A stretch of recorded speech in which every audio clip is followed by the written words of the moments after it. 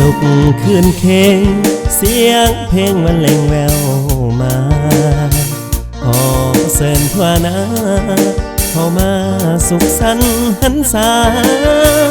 ลำวงเริ่มเปิดปฐมมาเลยแล้วนะขอเชิญทั่วหน้าเข้ามาลำวงสามัคคีสนุกคืนเพลงเสียงเพลงตะลึงตึงตาฟ้อนเป็นจังหวะธรรมดาเล่าข่าวสุขสันต์ฟ้อนไปเป็นหมู่เบาสาวเคียงคู่คู่กันผูกหักสัมพันธ์ถ้ากันลำวงของลาวแขนอ่อนด้วยนะตามแววว่าของลาวงามหลายหมู่เจ้าสาวลาวเฮาเคยสุขสันต์พ้องกันเสริมส่งให้อยู่คู่คงลาวนั้นหักษาให้มันยืนนานสวดนิดนิรันดร์สนุกคืนเพลงเสียงเพลงบรรเลงแวววอนงามอ่อนละซ้อนบทกลอนที่เคยมีมายังคงเคียงคู่ยังอยู่คู่ดินและฟ้าศาสตร์ลาวเถอะนาสืบมาชั่วกาลนา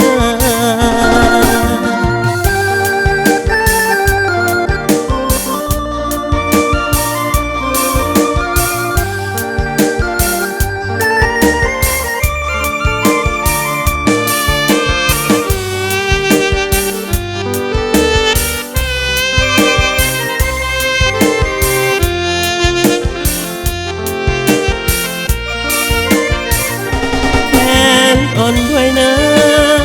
ตามแววว่าของลาวงามหลายหมู่เจ้าสาวลาวเฮาเคยสุขสันต์พร้อมกันเสริมส่งให้อยู่คู่คงลาวนั้นรักษาให้มันยืนนานสวดนิดนิรันดร์สนุกคืนเข่งเสียงเพลงมันเล่งแวววองามอ่อนละซ้อนแบบฟ้อนที่เคยมีมายังคงเคียงคู่ยังอยู่คู่ดินและฟ้าศาสตร์ลาวทั่วหน้าสืบมาสุดกาลนา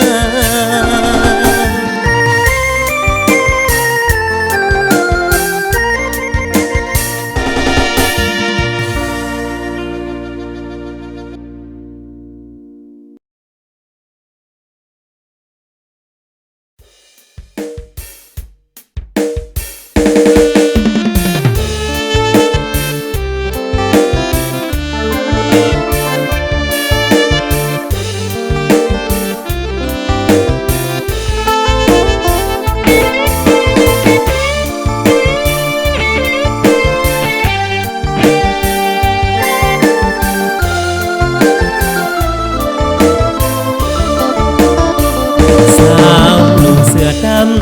อายแนมนำตั้งหลายเถื่อบ่ได้แนมตั้งแต่เสื้อ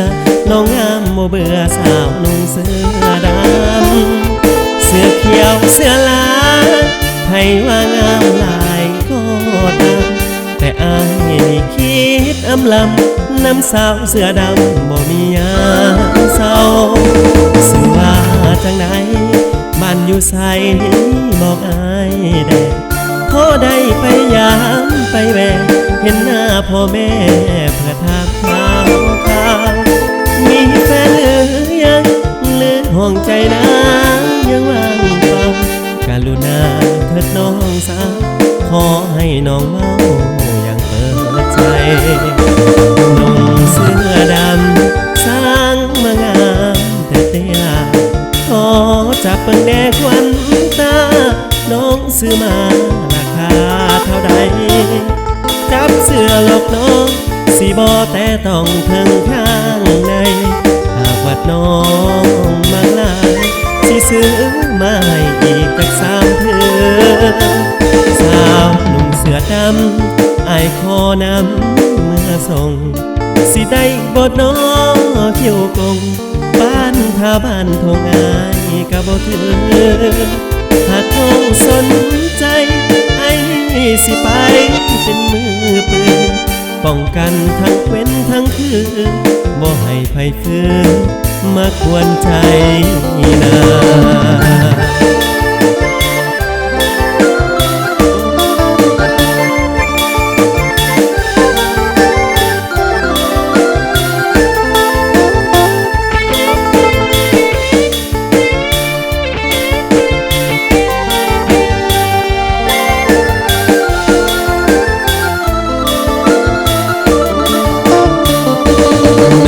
เสื้อดำสร้างมางามแท้ทีลา